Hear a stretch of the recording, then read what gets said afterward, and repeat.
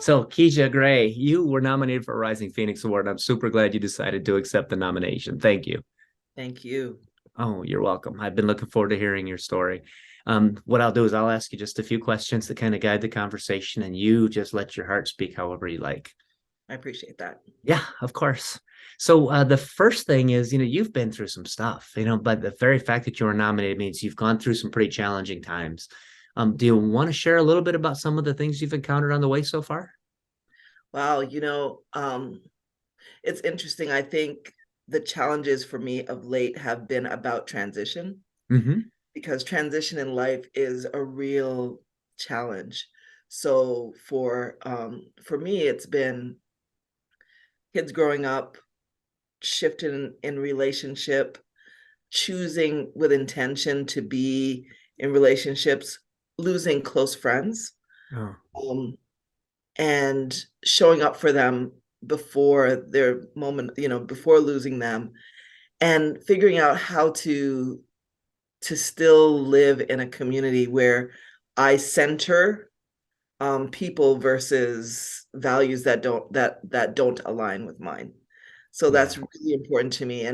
And for me, that is community. Community means everything to me. It's really the driving force in my life. Yeah. Yeah, it sounds like you've had more than your share, or at least your fair share of these big transitions. And yeah, they're hard because nobody teaches us how to do this gracefully. We kind of figure it Right. out. Yeah. Yeah. Blessings to you for what you've been through. Thank you. How you can pick some of them or one of them, but clearly these things have a big impact on us when we grow and learn through them. Would you share a little bit about some of the things that you've learned and how you were changed through these things? This last year was particularly challenging. You'll notice my initial on my name is N, Yeah. and so that stands for Nichelle.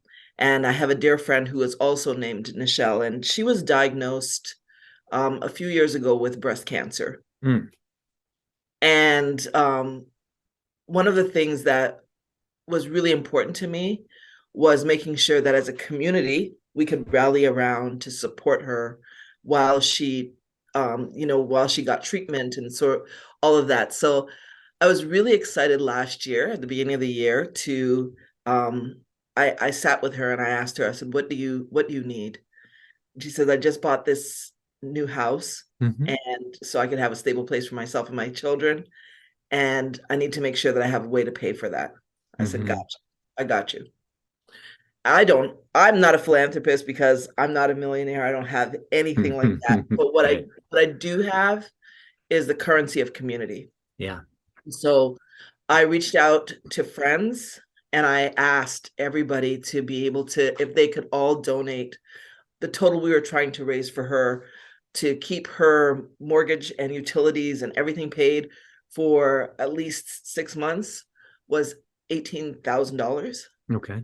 And within 24 hours, I had pledges and commitments for that. People gave and gave, and they gave above and beyond. And she was so grateful. And I was grateful because it showed me that I don't have to be able to write the check. Right. I don't have to be able to do that. But what I have to be able to do is to reach out to community and tell them that we have a need. And I know that collectively we can do that. So for this past year, we've been supporting Nichelle as she worked through her battle with breast cancer.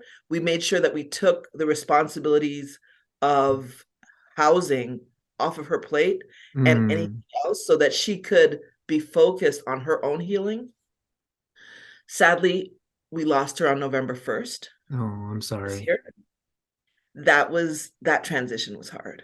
I'll That bet. was that was probably the hardest thing because you know that you have hope for healing, Right. but you also have to have the acceptance that you did what you could when people were here. Yeah. So on November 1st, she transitioned from this realm to the next, and she leaves her mom and her children. And so the work now for me is to make sure that we stand instead for Nichelle when she's not here. Uh, Yeah. whether that's supporting her children, whether that's supporting her, her mom, her family, her community, that we grieve together, you know. And then this last Saturday, I lost another warrior friend Oh to the no. same disease, Okay. breast cancer. And her name is Maia Crown Williams. And so I say her name because these are transitions, and it helps me to think about life and death as maybe two sides of the same coin. We're here, Hmm. and while we're here, what do we do in service to another to make this journey a little easier? Yeah. You know? Yeah. And the things that you did for Nichelle made her, the time she had left much more peaceful. She would have been so stressed Oh, about the other stuff. Yeah. I'm So you grateful you for that. you added to the quality of the time she had left. Yeah. Well done. And I And will miss her tremendously. yeah. I miss her with my entire heart. I miss both Mm, of them tremendously. And, you know, my hope is to, you know, continue to share the message, get your mammograms, whatever it is, share that message, but to also remind people that we have the power to collectively, you know, take something off someone's plate yeah, when so you bet. And then I'm sure you gave some real peace to her mom and to her kids, and you're going to continue to do so. absolutely. That's beautiful. Thank you for sharing that. Thank you. You're welcome. Were there any of the other transitions that were particularly noteworthy for you that you want to share?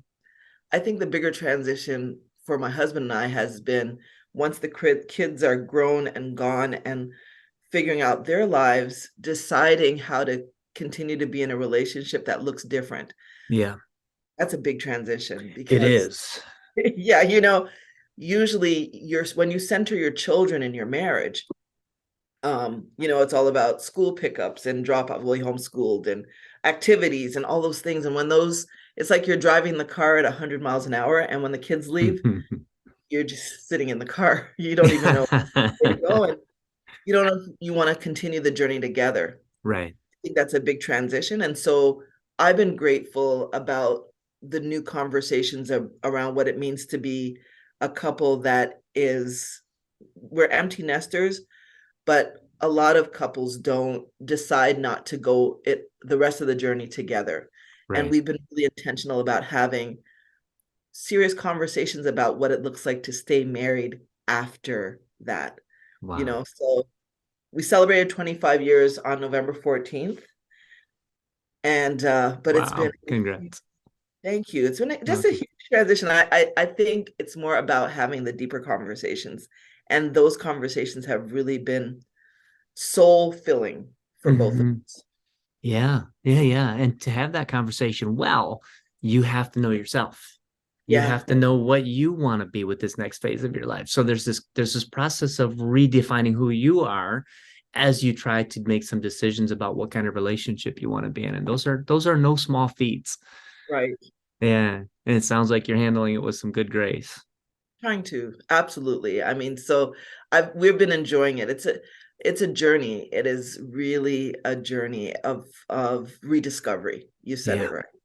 Yeah, yeah, yeah. But it's a rediscovery, it's a redefinition, and you get to choose, right? You don't Absolutely. have to be something. You get to choose what you want to be. It's great. Yeah. It's a cool time. Scary as hell sometimes, but it's a good time. I know. Yeah. Yeah, I can feel you on those. My kids are grown too, Mm, but I get it. Thank you for sharing that too. So thank you. you've clearly you're doing a lot for community. And yeah, as I understand it, you've started an organization specifically around that. I'd love to hear more about it. Can you share some? So, absolutely. So I about 20 years ago, I started an organization called Our Children Count. Mm-hmm. And we started that in response to the policy at the time, which was no child left behind. Right. Right. And at that time, um, parents were really struggling. It seemed like they were struggling to figure out how to not let their child be left behind. And Mm-hmm. with my background in education, I really wanted to talk to parents about how they are such a critical part of their child's journey through education. Yeah. I think sometimes parents are so afraid of getting it wrong Yeah. that they let the fear of that stop them from really enjoying the journey of education and learning. And so I did that and worked with schools to do all of that. And I landed most recently, just a bit before the pandemic, in working with parents who made the decision to homeschool. Okay.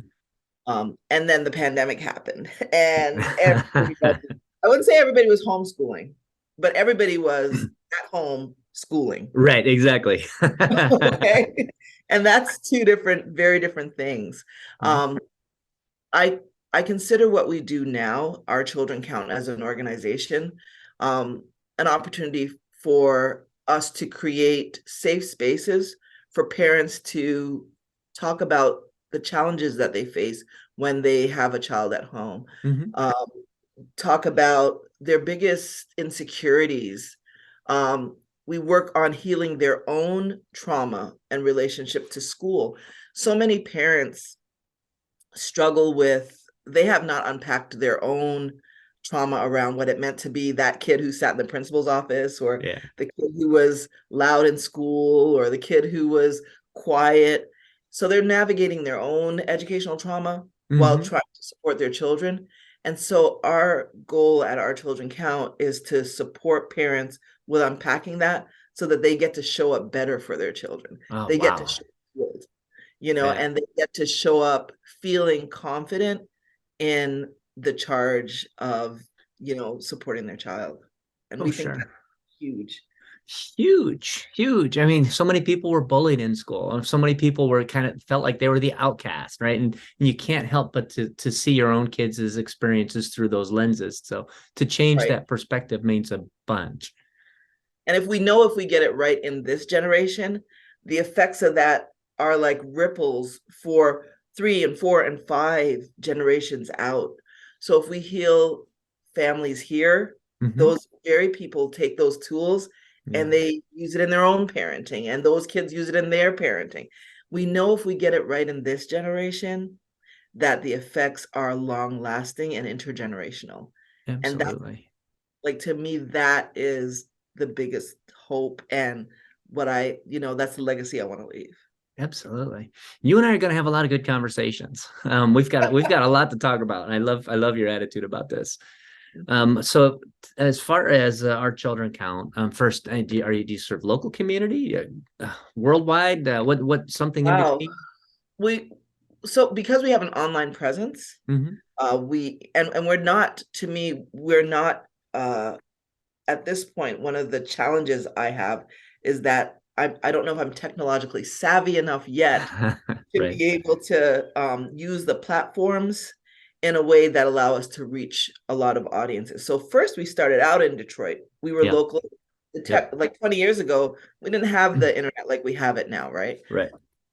Now I'm able to do, Zoom coaching, which is what I do. So a lot of my clients are Zoom coaching. We're able to do collaborative partnerships with other local community organizations. So we Hmm. work particularly with an organization called Engage Detroit. We coach with their parents. We provide support to other schools. We provide support and workshops to parents online. So sometimes that reaches beyond Detroit. It is beyond, it's online. So because I think some things are universal. Yeah. You know, we all want the best for our children. I tell every parent, when you hold your baby for the first time, you look at them with such promise, like, I want the best for you.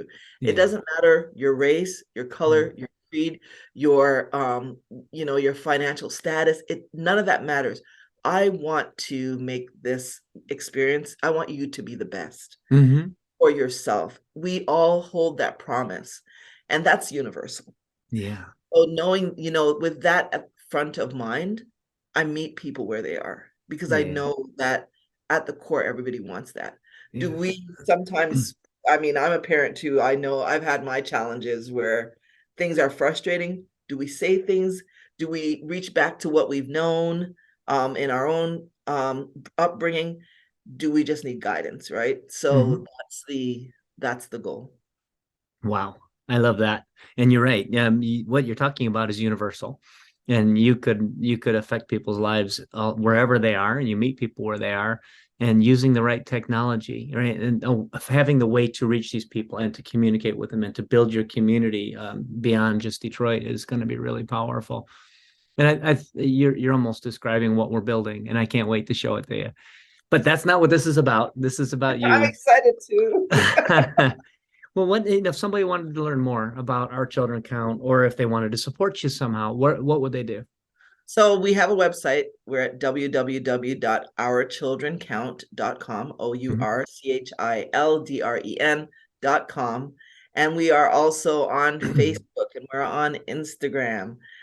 So you can find us there. Mhm. Right now, our website is used primarily for appointment booking. So if people Sure. want to have a session with me, or we have our coach, one of our coaches, my partner, he's dedicated to working with dads because Hmm. that's a whole nother segment Yeah. that is just so critical to a child's Yeah. development, and we Yeah. know that. Yeah. So that's his specialty, is to work with the dads, and so that's the work we do. That's Love how it. they. Love it. Well, when we're done with this recording, I'm going to peel away some of those layers with you if you have a little time. But tell me a little bit about as far as where you got your sense of community, right? In your upbringing. And I know you're not, I know you're from a different culture. Who gave you these values? Wow. Right now I'm starting a project called, right now for this, simply home, right? And for me, home means re returning to what we know Hmm. that makes us feel special and whole and connected, and Hmm. that's community. So when I was about 7, I was born in Toronto, Canada. Okay. And my parents, I'm first generation Canadian. My parents both hail from St. Vincent and the Grenadines. Okay.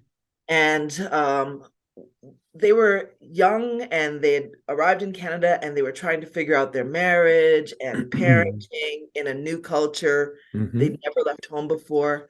And those things were really challenging. And suffice it to say, their marriage did not survive all of those pressures. Hmm. And so my mother saw it best for us to go back to St. Vincent. While she worked on her degree, she Hmm. sent us to live with my grandmother and my great aunt. And because there was so much turmoil in my early years, when I got to St. Vincent, it felt like home. Yeah. And so it was the first time I felt safe and seen Hmm. and secure. Hmm. And so when I think about home and all of the things that I think are important to community, Hmm. I think about what it felt like when I was loved by that community in St. Vincent. Yeah. And I just was home recently. And as soon as I land, it always feels just like I was 7 all over again. Hmm. It there's a connection to community. And so in my work and in my life, I really encourage people to explore what feels like home to them, Hmm. because I think community is home. It is Yeah. the sense of belonging, a sense of belonging to people. I often tell people that when I'm at home in St. Vincent, nobody knows my name. Nobody cares. They Right. know that I'm Florence's granddaughter, or Yeah. I'm Sonia's daughter, or I'm Jimmy's daughter. They know me because of who I belong to. Yeah. That's belonging in community is everything. It Mm. is the source of joy and happiness. Everybody wants to belong. Yeah. Yeah. I admire that. I feel that. I do. All right. Well, let's if you think about the journey you've been on for a second, right? You've got the benefit of the rearview mirror, man. You've been through all of these things. You've learned so much. You've done so much. You've got the rearview mirror. Right? If you went back in time and you could talk to this little girl, right, she had been in Canada, she went home. And if you could sit down with her and tell her, hey, it's gonna be okay. Here's what you need to know. Is there anything you would share with that younger version of yourself? Absolutely. Oh my gosh, so much. Let me grab some water. Hmm. First of all, I see that younger person in my children, but I when I'm trying to make sure that I'm kind to myself, Hmm. I do talk to that person. Yeah. I do talk to young Nichelle Yeah. as though she's 5. Yeah. So I would say it is going to be okay, and that all the tools you need to make it, you have. You Yeah. already have them, and so you don't have to hustle for your worth. You don't have to um, fight and struggle for your worth because everything you need has been put in place for you, right? Your ancestors have laid a path for you. You Hmm. simply need to walk on it, Yeah. you know, and you are valuable and you are Mm. loved Yeah. and you are everything that you need to be right now. And you're gonna Yeah. make it. That's beautiful. Beautiful. And man, we all need to make a relationship with that little boy or little girl inside of us, don't we? Absolutely. Yeah. Absolutely. Right. That is everything I wanted to ask you for this interview. If unless you have something you'd like to add, I'll stop the recording and we can chat a little more. No, I mean I I love these conversations because like I said, I think they're universal. I think they really challenge all of us to ask ourselves, what's important. Yeah. Yeah. So I Mm. want to thank you for just giving me the opportunity to share that.